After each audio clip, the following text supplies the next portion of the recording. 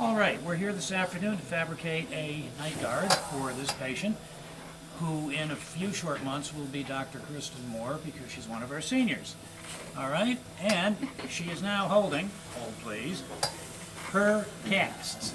And we will be fabricating a night guard on the maxillary arch, and you can see that a hole has been drilled in the palate of the cast, so it's rather obvious that some sort of template is going to be made on an Omnivac machine.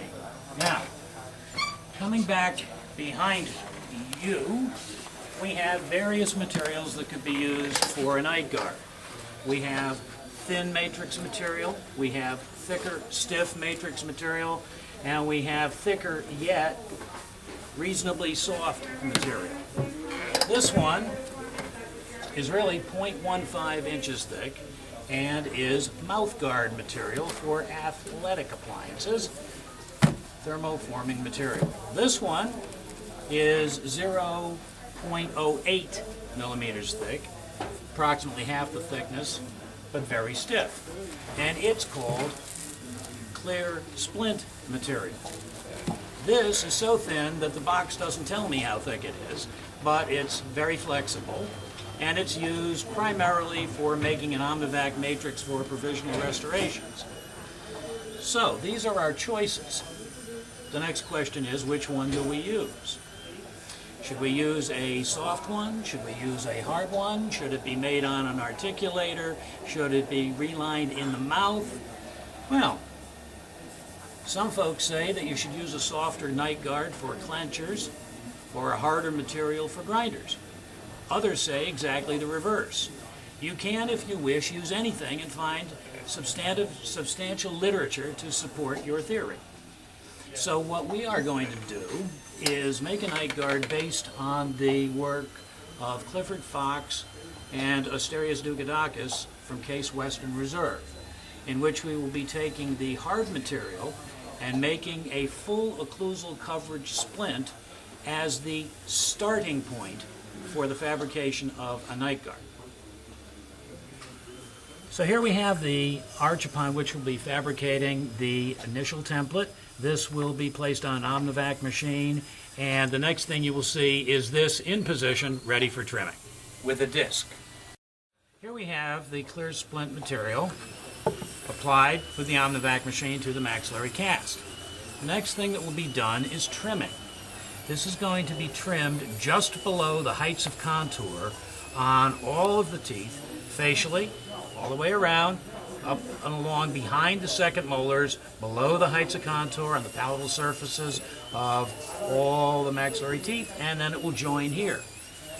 The nice thing about this is it will be done by the patient. A rare occurrence indeed. We'll show you when it's all finished.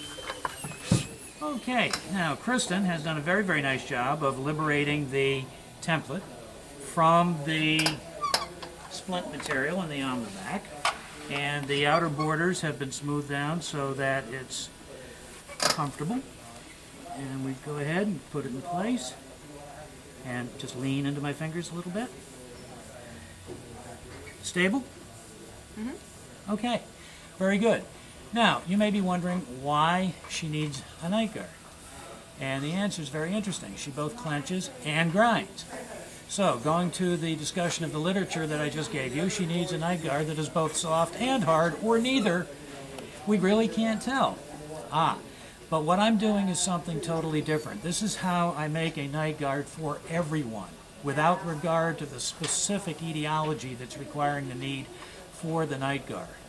I am going to start by making an anterior deprogrammer in the fashion of Dr. Victor Lucia from Fairleigh Dickinson oh so many years ago.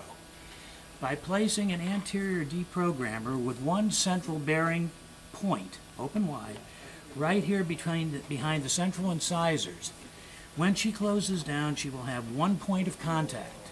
It will disarticulate all of the posterior teeth, and it will pivot the mandible in an anterior superior position, giving us the same centric relation record or relationship as described by Peter Dawson, an anterior superior positioning of the heads of the condyles against the glenoid fossa. His rationale for this is simple enough. We want the heads of the condyles against the avascular portion of the glenoid fossa, which is the most appropriate bearing zone for it. More specifically, to quote Jeffrey Okeson from his textbook Fundamentals of Occlusion and Temporomandibular Disorders, the anterior and superior roof of the mandibular or glenoid fossa can be seen to be quite thick and physiologically able to withstand heavy loading forces. The posterior aspect of mandibular fossa is seen to be quite thin and apparently not meant for stress bearing. Furthermore, the articular disc favors antero-superior placement. It is comprised of dense fibrous connective tissue, devoid of blood vessels or nerve fibers. Located in part on the anterior portion of the condylar head, it is perfect for load bearing. The retrodiscal tissues, in the location of a posterior-superior centric relation position, are highly vascularized and well supplied with sensory nerve endings and are not structured to accept force adequately. After we fabricate the anterior stop, we will then reline, open wide now, the entire occlusal surface from the center all the way back to the end of the second molars and have the patient close. Now that will fill the gap, and we'll get a negative imprint of the mandibular occlusal surfaces against the relined occlusal surface of the night guard. We'll then proceed to mark all of the spots where we find the lower buccal cusp tips, the lower supporting tips touching the upper night guard. We'll mark those contacts with a red felt pen, and we'll eliminate everything else. So that what we then have is, on closure, contact on all the lower buccal cusp tips so that there's no shifting of the teeth, there's no movement of the teeth, there's no drifting of the teeth.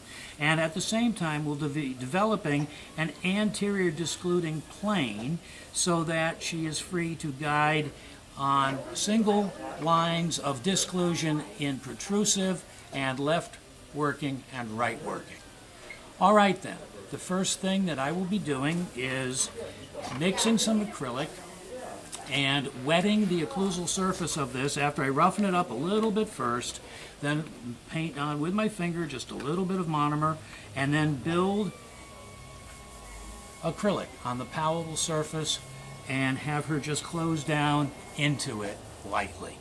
Now, close for the moment. And I'm just visualizing the location where this would be, open wide. It would be right about here, would be perfectly fine. Okay, now I'm going to be fussing with the material, and we'll proceed. What? You still have my Rick? Oh.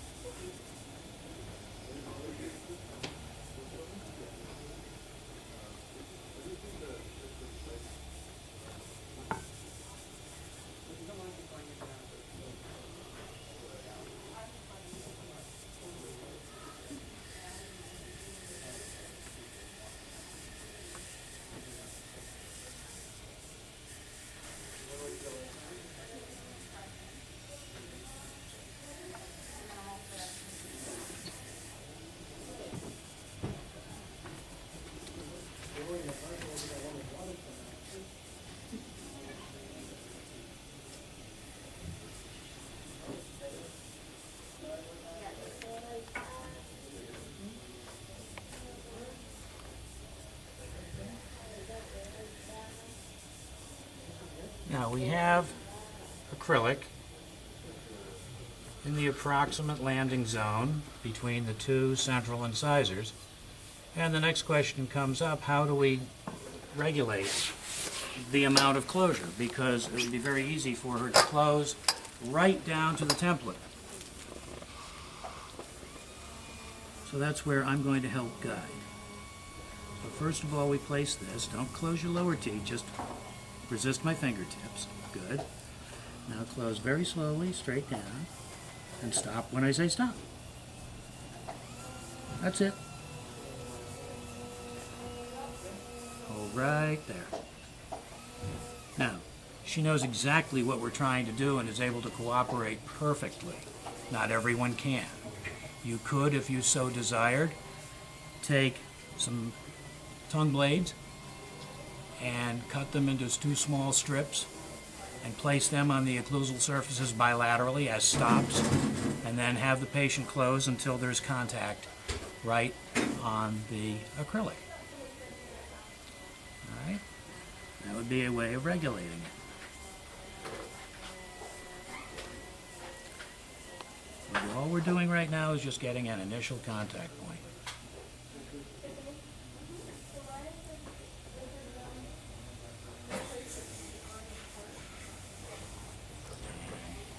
You can hold nice and steady. And it's starting to polymerize a little bit. Got the position held.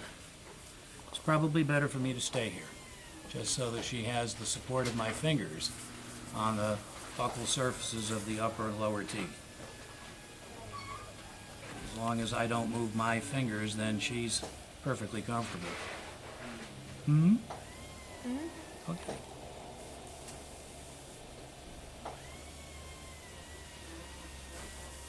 Now, there's not so much bulk that we have to worry about the heat of polymerization causing any difficulty here whatsoever, as long as no one's exploring with their tongue.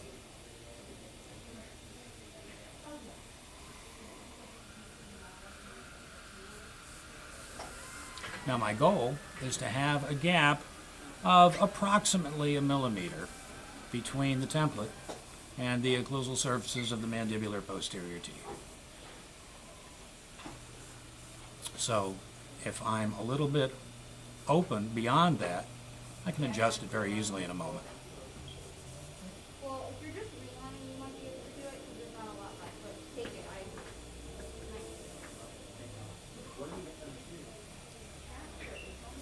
You may be thinking that the closure was somewhat arbitrary, and indeed it was. It was patient-guided.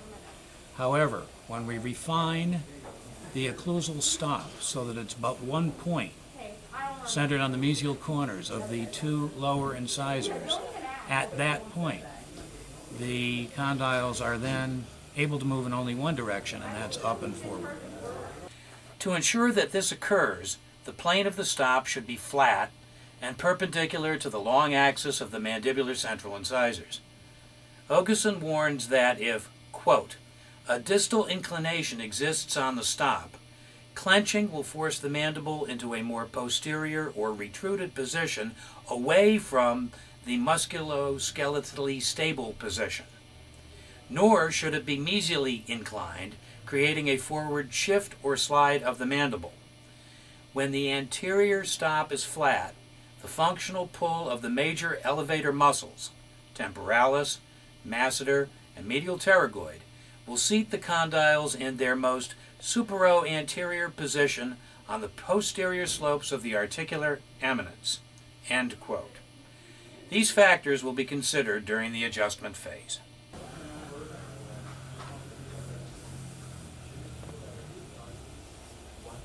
Good. Well, let's see what we have. Just the slightest hint of a contact, if any at all. She closed until she just felt the soft acrylic and stopped, yes? Okay. And that's fine. Now what I'm going to do is just put it aside and make sure that it is totally polymerized before we go ahead and start to mark it and adjust it. Okay, here we are, the initial addition of jet acrylic has been polymerized, closed down all the way, and we have reasonably decent disclusion at this particular point. It's very good, actually. We're almost in contact on the second molar on the right side. Open just a little bit, and close, and turn to your left if you would. And the lower distal buccal cusp is just about in contact, but it's missing. Turn toward me. Let's take a look at this side. And the same thing here. We're just missing. We seem to have a little bit more opening here than we do here. Well, let's see what happens when we adjust the anterior point. Let's see how much contact we have. Tap, tap, tap, just up and down. Open wide.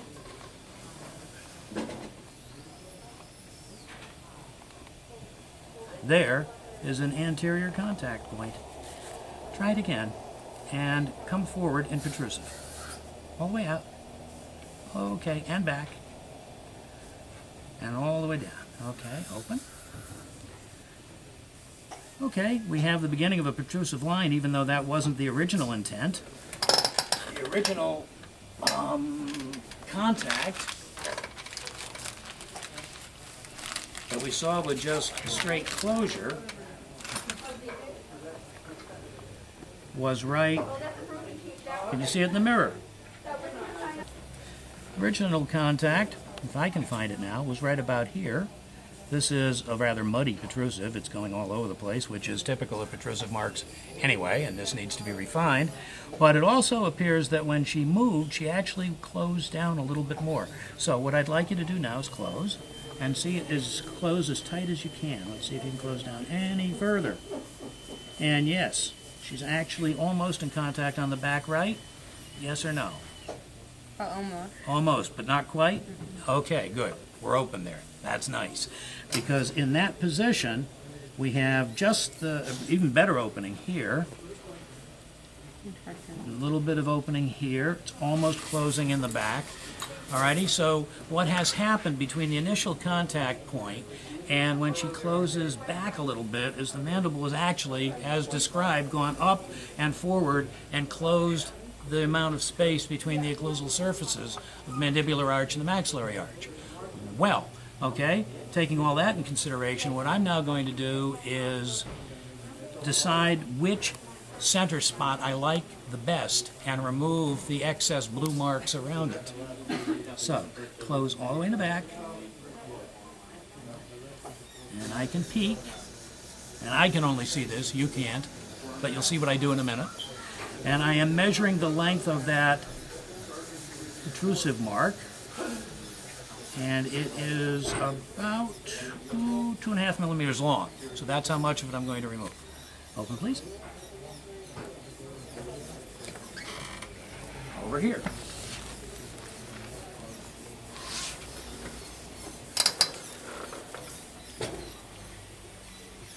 Two and a half millimeters of this. Brings me right down to about here. So this is going to go away. And this is just artifact.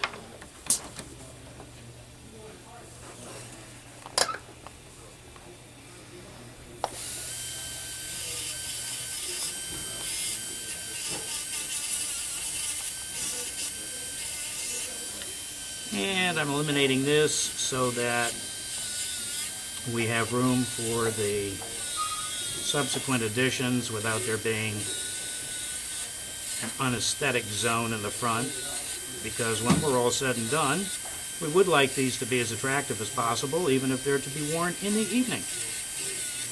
So I'm just flattening that out, and here we have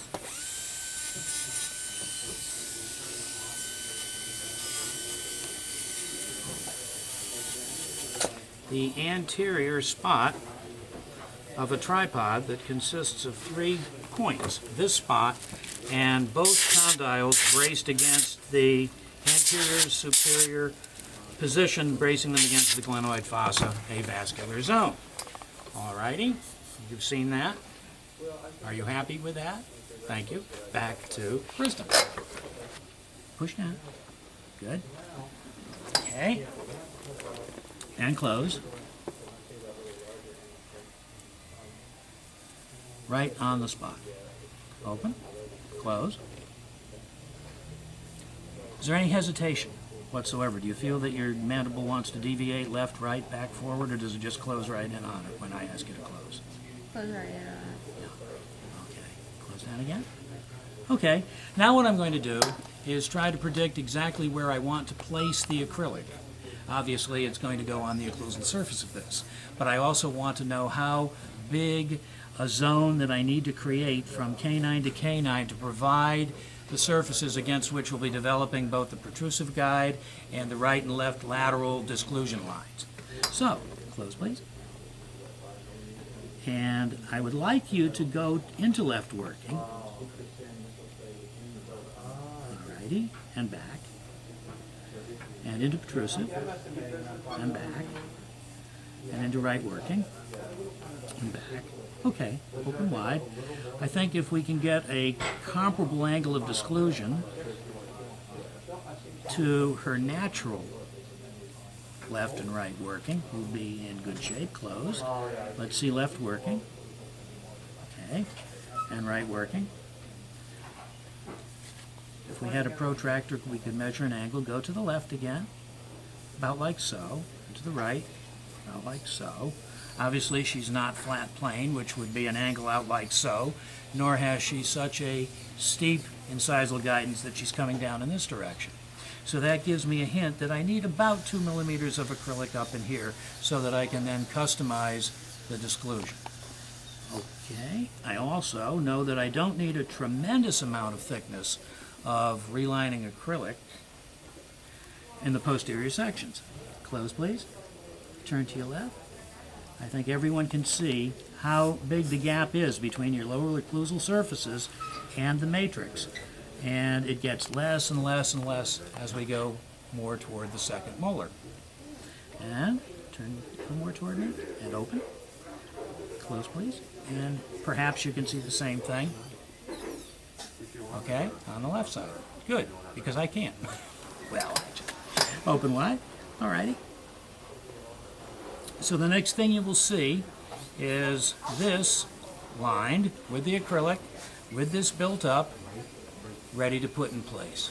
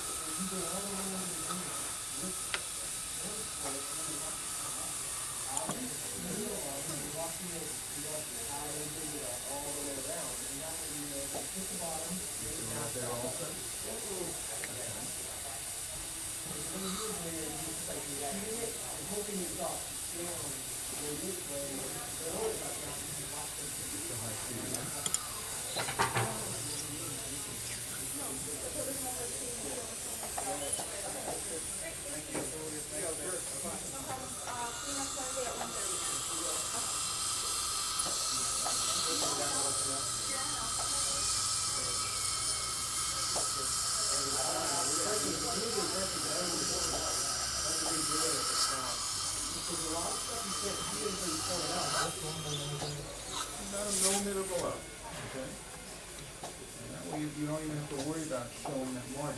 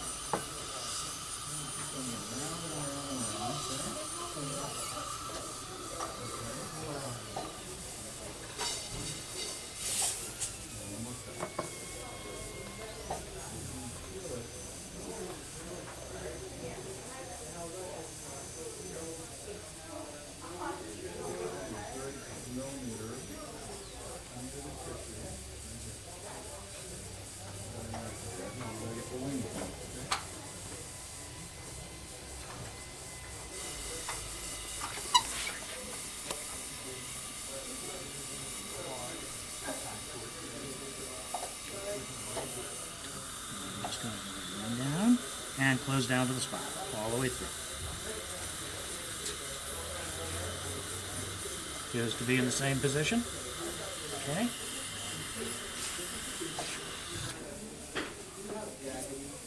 All right, now you can see that we have broad coverage against the canine, from one canine to the other canine. That'll be our platform for dispersing.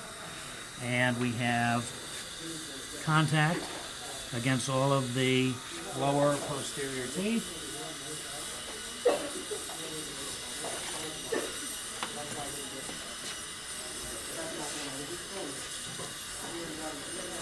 Turn to your right a little bit. And turn to your left. And the same thing here. So we certainly have all of the contacts that we're looking for. And we come on back, and there is some bulk to this, so we want to make sure that it does not start to get too hot. This is, after all, jet, which does tend to generate some heat. So,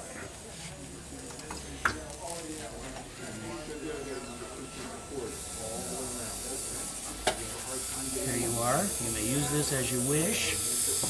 And I'm going to be squirting a little bit of cold water in along the corridors. I'll go into the left, and then you can follow up. And across the front and down the back side. Go ahead. You'll dribble a little bit, but that's what we're looking for. Okay, open wide. And let me go ahead and splash everything. Go ahead, clear out. Close down. Take a quick peek at the occlusal surfaces, open wide. Wonderful. Now, I don't know if the camera can see any of this, but I can, and that's all that's important at the moment. Close down all the way. You feel any resistance to closure on the front platform at all? Okay. If there was, then we've overloaded the front palatal surface of the discluding platform a little bit, and we want to make certain that the patient then is opening and closing rather rapidly, so that if it's polymerization shrinkage occurring that would lock the mandible in, we are negating that. Okay? Open wide. Tilt way back. Oh, okay. This is going to give, oh, I see. Alrighty. Can you see what you are looking for, Mr. Cameraman? Yes, I can. Okay, thank you. Close, please. You may relax. Head down. Ah, there we go. Open. Still soft. Starting to get a little warm. Time to chill it again. You ready?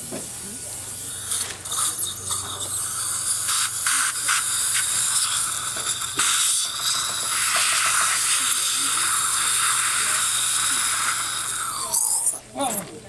Look at this. We need new equipment.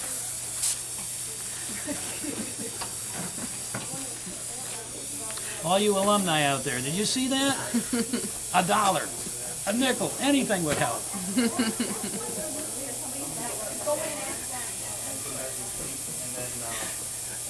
Just help Dave's kids.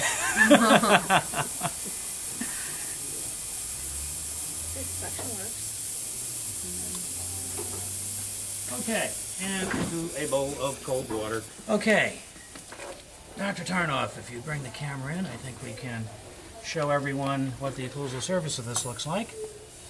Here we have the negative footprint of all the lower buccal cuss tips.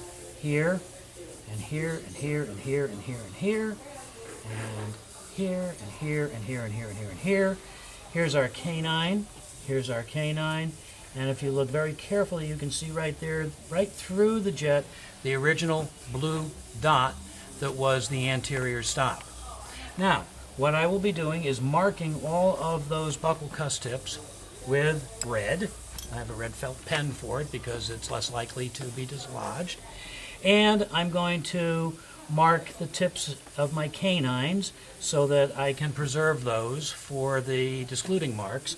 Obviously, this is very straight, and there's no way in the world that she can disclude on this because it's all locked in. This is going to be flared, but it's going to be flared so that when she moves into left and right working, she has that same approximate 35-degree downward angle of disclusion. So, what I'll do now is mark these, and then I'll show you what that looks like.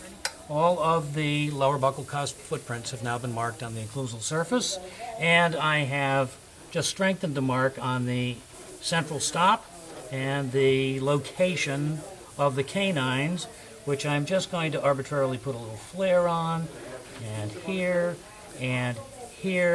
so that I don't wipe out too much of those zones when I'm starting to relieve this section. I'm now going to begin carving away everything that isn't a red dot, and the camera can stay focused on that for as long as it wishes, I suppose, but this will get boring rather quickly. So you can watch me for a while and then come back when it's done. Oh yes, and be sure to wear these, your protective lenses.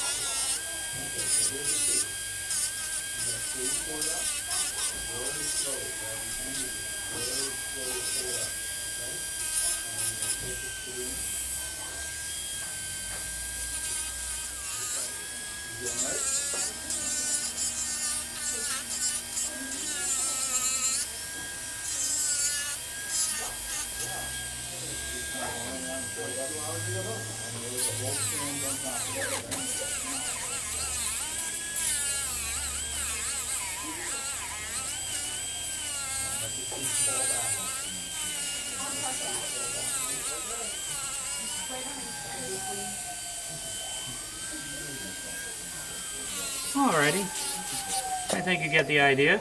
A little bit more of the same all the way around. We'll get these to the point where it looks as though there's nothing there but buckle cusp tips, and then use the articulating paper to perfect it, because I'm sure that around each dot there's still more contact than I want in the final product. Here we are after the initial revisions, and it has been tried in once, which is why some of the red marks on the buckle cusp tips have disappeared back here in the back right. And you can see that they're still all in position here, and everything else has been removed, although I will be using articulating paper in a moment to confirm that. We still have our centric stop here. You can see the little mark from the original point, and the start of the canines here and here. Now, it's much shorter, and there's been a plane developed. But the question is, how freely can our patient move on the platform? Okay, first of all, close down. Do you feel even contact on the back teeth on both sides? Yeah. Okay, now try to go forward, slide down forward, okay, and back, and to the left, and back, and to the right. Okay, now it appears that she's coming down about 35 on the left, but hesitated coming on the right, and I'm not sure about protrusive. How does it feel? It's hard to move to the right. I'm working. Okay, And protrusive. okay, left is Okay. reasonable. Okay, we'll make adjustments based on that then. Now, we have to change the angle here. So I'm going to open this up a little bit. And we have to do the same thing here from the center spot. And it certainly looked as though she was moving forward a considerable distance, so I'm actually going to shorten the height of the entire platform. About a half a millimeter.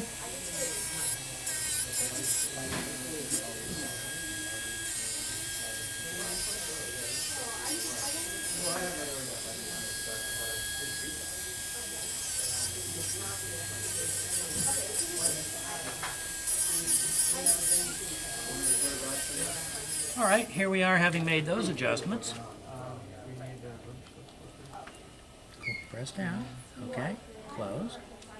Now, unguided, protrusive, slide forward, and back, and left working, and back, and right working, and back.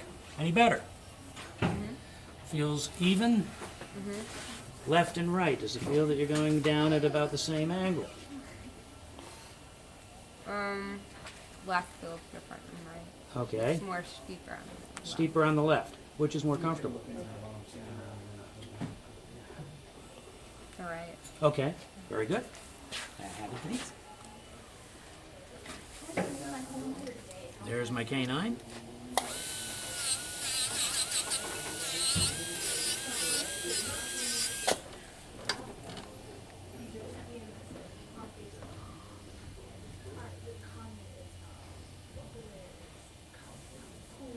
Okay. Try it to the left again. And the right. Better balance? Okay. Does it feel comparable? Okay. Intrusive. When you go out, do you feel like you're locked in, or do you want a little bit more freedom? More freedom. More freedom, okay. Now, folks have to understand that I'm able to discuss this in dental terminology, once again reminding you that my patient is a senior dental student. Right working, left working, and so forth are terms she readily understands. Obviously, we have to speak English when we're dealing with everyone else. But let's free up protrusive a little bit. And this is the last adjustment that's a cappella without articulating paper. All this is just working within the range from lateral to lateral.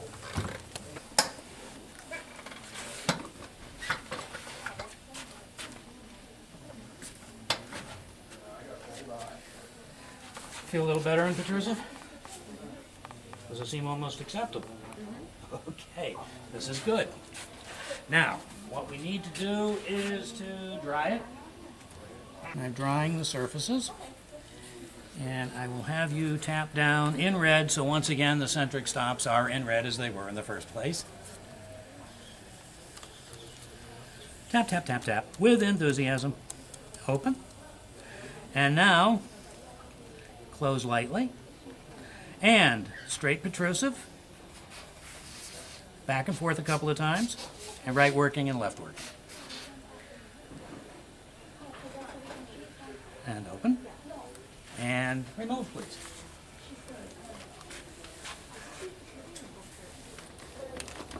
We are looking for distinct red dots on the posterior surfaces, and we have a red dot there, and an area here, and a bit of a spot there, and a spot there, a spot here, an area here, a spot here, washout there, and a little area there.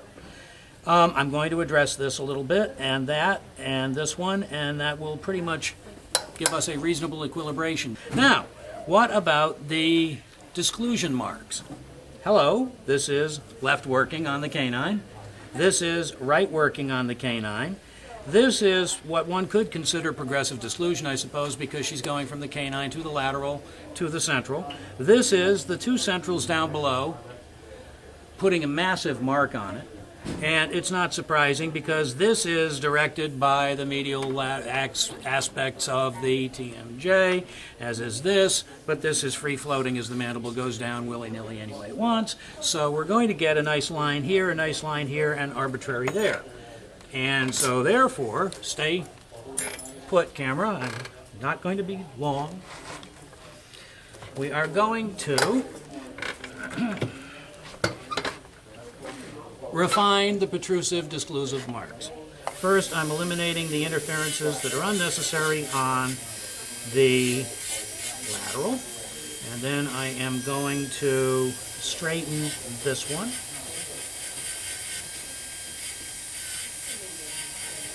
Like so. Now, we'll go back in the, oh, wait a minute, while I'm at it, I had a little bit too much contact on this buckle custom. Good, good. Oh, this one's actually on the initial plastic. We knew it was close, and indeed it was. A little bit too much contact right here.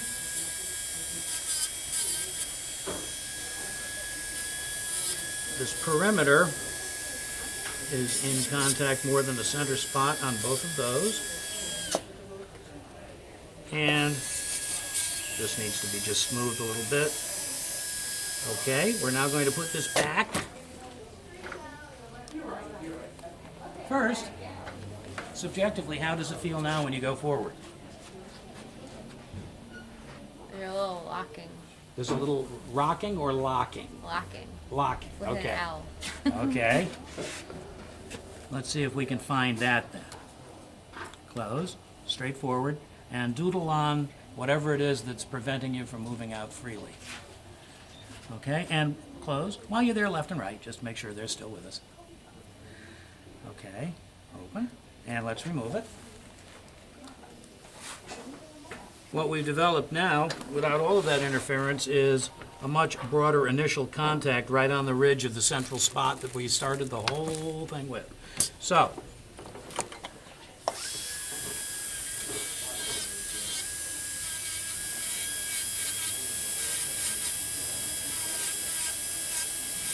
I think she was getting trapped down in an area that was actually superior to the initial contact.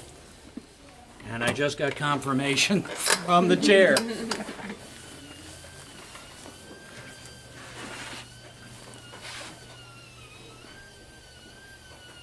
And how are we now? Fire. Better? Okay. Oh, keep it in. Let's do one more round of tapping. And let me dry it off. All right. Head back a little bit. Good. Thank you. Okay. Just tap up and down. No movement. Good. Open. And closed gently and protrusive, left and right. Okay. And remove, please. What we now have are a whole array of posterior marks for stability in the posterior section. We have broader left working and right working, and we still have a little bit more than we need in protrusive. Just a hint.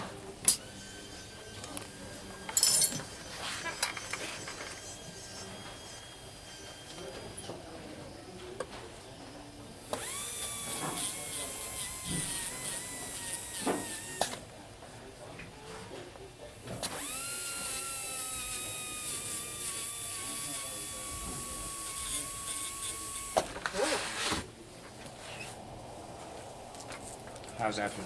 Fire. Better? Good. Okay.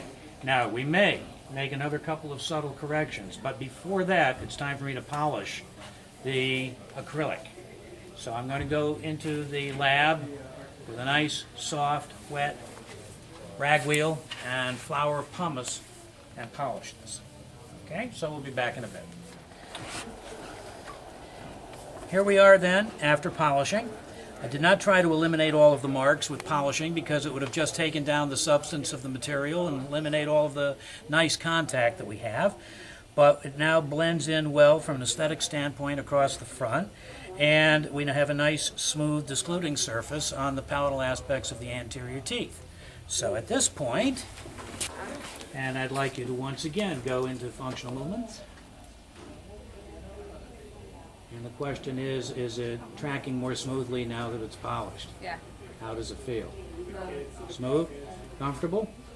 Okay. That then concludes this session, but we will get back with a postscript in a couple of days just to let you know how she has adapted to it and if there's any corrections that we need to make.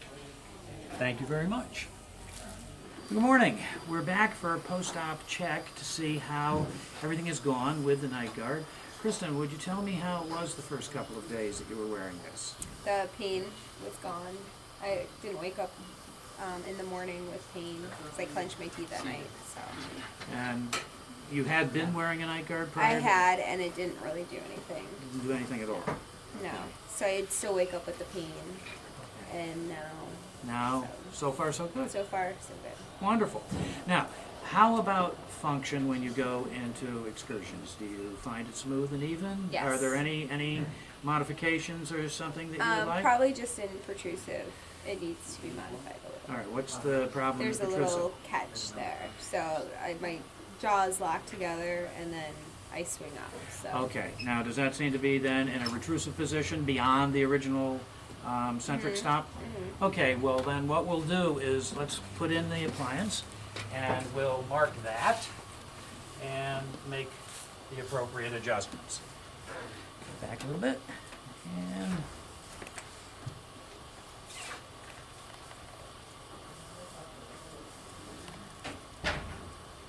what I'd like you to do is close lightly, and then if you can, trap yourself, and just go between the trap and the start of free motion. All right, and remove it, please. Thank you. Hardly anything. There's the tiniest little blip of a mark right here. Can you see it, Dr. Cameron? Okay, for those of you who are wondering, yes, again, of course, it's Dr. Tarnoff who is manning the camera. Thank you, Lou.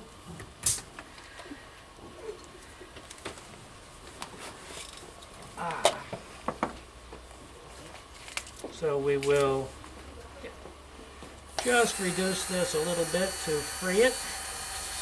But I don't want to lose that centric stop because that's what has been repositioning her condyles in that anterior superior position against the glenoid fossa, and lo and behold, theory working, it's what has reduced the pain that she'd been experiencing prior to wearing this appliance. So we don't want to ruin perhaps the most vital element of the entire night guard. Right again.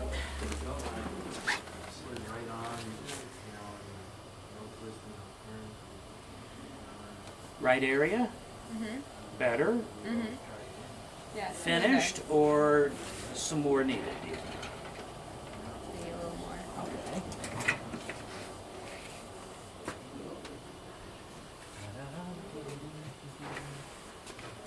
Open wide. Okay, this time down gently on that area with a little more enthusiasm. And open.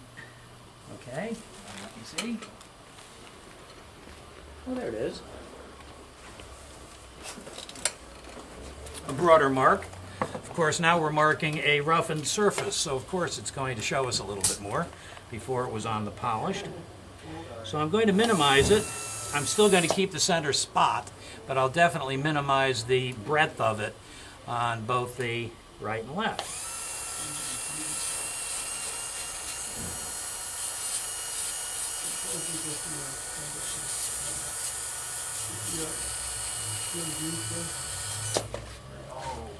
And we'll see. Better. Better? Good? Because I am going to polish, and that's going to take it down just a little bit more. I think it's good. Okay, very good. If I may. Okay, and now we can stop for a little bit because I'm going to run to the lab and polish. Alrighty, now that it's polished, what's the final verdict? It feels good. Feels good? Okay, let's just do one last check then, and we'll flip it and get it red to confirm that we still have our spot. Tap, tap, tap. And remove. And we'll take a check. And here we are, and our spot is right there. Very good. Thanks very much. You're welcome. I'd now like to introduce another one of our senior dental students, the future Dr. Lisa Romney, who has her own night guard that came from a former dentist. Would you tell me, how was it made? I went into his office and he took an impression. He then sent it out to a lab. It came back all made. We tried it in, and he actually then intraorally made the adjustments necessary so that we had contact and Okay. Now, you say you made an impression. Maxillary and mandibular mounted casts on the Yes. articulator. Yes. Okay, so this was done in the laboratory, which was one category of night guard that we haven't discussed up to this point. So, why don't you put it in so that we can see how it functions? Okay. It's very pretty, and it holds in place rather well, I suspect. How long have you had it? 6, 7 years. That's longevity. All right.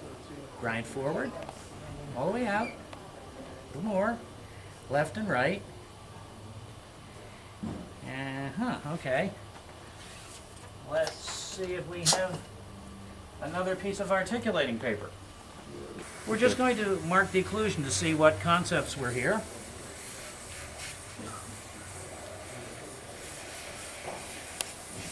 And let's just get our MIP stops. Tap, tap, tap, tap, tap. No movement.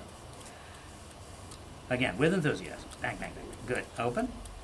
And close. And now left, right, and forward.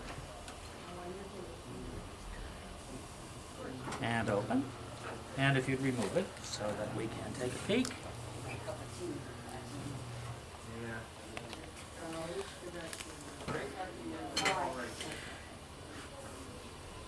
Here we have what may very well be left working, right working, and protrusive, and yet when you put it back in again, and stops for all the buccal cuss tips. So the actual design of this looks very, very comparable to what you just saw. Okay? Put it back in though. And close. And let's visually watch you go into left working. Okay, and the canine does pick and close and go to the right. And there's a little bit of cross arch contact and straight forward. And that's working as well. So the intraoral equilibration that was done here seemed to have been done rather nicely. Now, we were just talking a minute ago while hunting for articulating paper about the fact that after 6 years you kind of get the feeling that it just isn't quite as effective as it initially was. Talk to me about that. Well, I feel like as I've ground that I have lost some of the acrylic. Hold on. Okay. I've lost some of the acrylic, and I feel like I'm now closing more, and I'm starting to get kind of the jaw tightness and soreness that I originally had before I started wearing it. Okay, but 6 years is still pretty good. Right. It really That's- is. Yeah. Okay, well, let's take then a little bit better look at this over here back on the bench. And this is truly the Lexus of night guards. It's very, very nicely done. It has Chrome. clear processed acrylic for longevity. It has a nice braided gold wire for strength right across the anterior. And who can't like ball clasps? Okay? They're enough to make any orthodontist absolutely tickled with delight.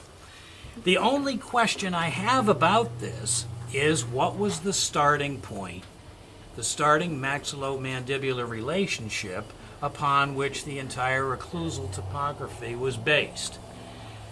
Unless a centric relation record was taken to mount the casts on the articulator, along with a hinge axis face bow for the mounting of the maxillary arch, we don't know whether or not the articulator is representing a maxillomandibular relationship that is in the anterior superior physiologic position that we want in the patient. So while this may have been nicely articulated, I don't know whether or not it correlated with that particular centric relation position. It took intraoral adjustment to create this pattern, which looks very, very fine. And it worked successfully for almost 6 years. So I'm certainly in favor of it. However, for myself, I'm more comfortable using the technique that you saw me use with Kristen because I know what the starting position is. The choice is yours. Thanks very much.